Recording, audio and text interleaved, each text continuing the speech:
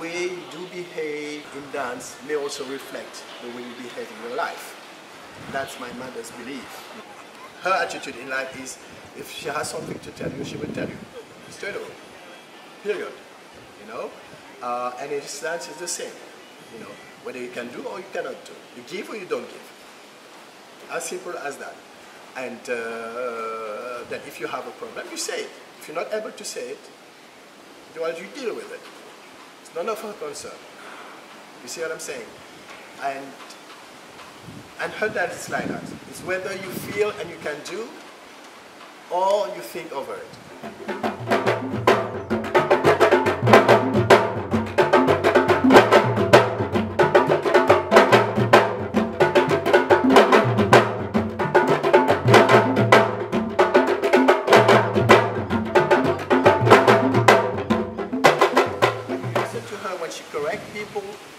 You have that strength. Come on, you know. If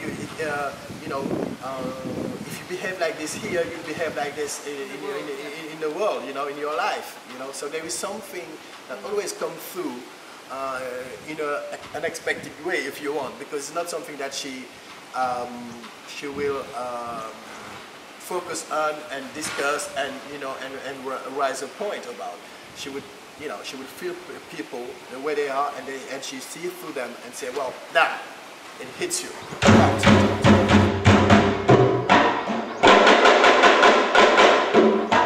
you have to deal with it, you know.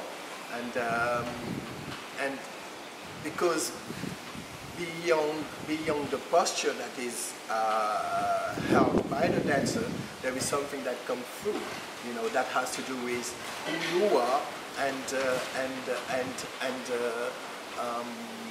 what is the strength you have?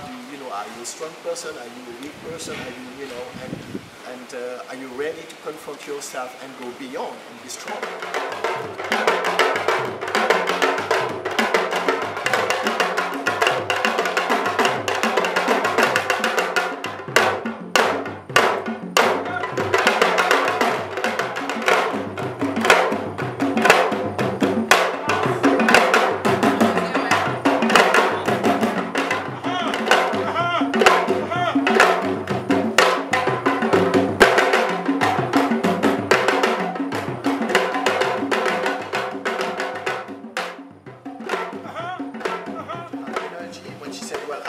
Energy, movement. What does she mean by energy? It doesn't mean that she wants you to move in a very extravagant way. So by energy, it has more to do with being present fully into the movement that you're doing, and being fully present into the movement and giving something from yourself. You know, and when you do not that, when you're missing. When your mind is just into what you do, you're not there. You don't give any energy at all, you know. And that energy has to do with a way of being with the movement, in the movement, a way of feeling the movement,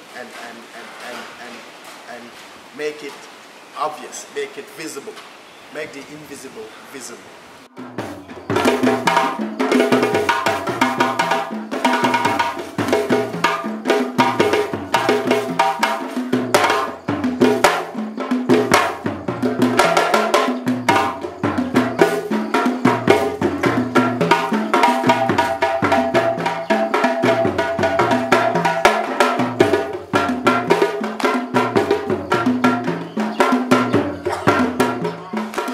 Shows that, you know, for her, elegance is a body that tend to be straight, you know, very slightly bent to allow the walk, yeah. But it's not a deep bending like you find in Ghana or in Nigeria or in Benin.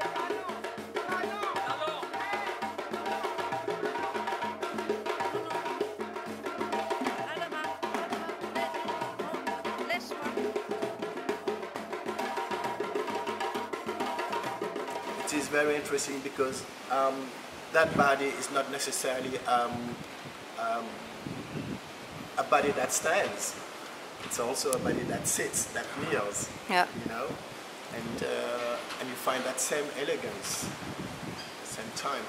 And that reminds some of the masks we see. You know, sculptures we do have about kneeling, people kneeling or bending, and you find the same pictures, the same images that come through, and that kind of elegance that you see from the masks, different masks, you see it in her work.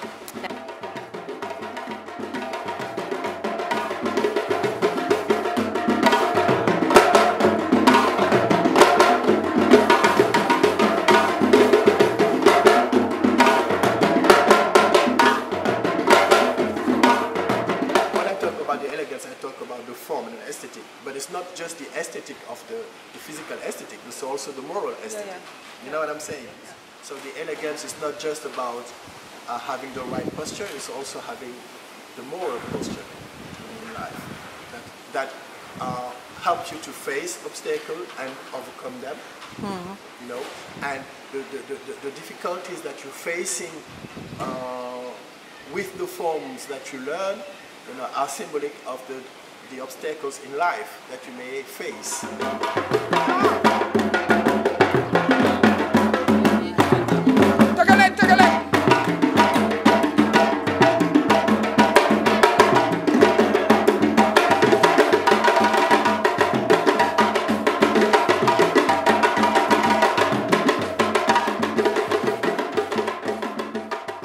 So there is something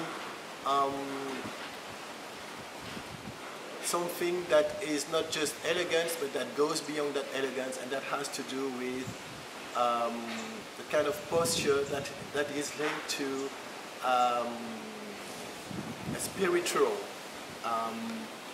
a way of being in the environment. Yeah. And then we reach some symbolic aspect of her technique, but then, you know, she doesn't speak about this directly. Even when she takes people to the baobab, you know, she hardly speaks about that aspect.